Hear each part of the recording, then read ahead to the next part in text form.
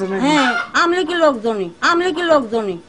লোকজনই মিছিল, যারা মিছিল করে আছে তারাই এলো। আমার ছেলে মিছিলে যায় নাই বলে তারাই ফিরিয়ে উল্টে আসে আমার এই ভাঙচুর করেছে আর এই লুটপাট করে ঘরের ভিতর তো সারি জিনিস নিয়ে গেছে। ছেলে এলো বাড়িতে আছে, এখন তারা হলো আল্লাহ ধনী দিয়ে সব বেড়ামেরা ভাঙতি মন করে আইছে।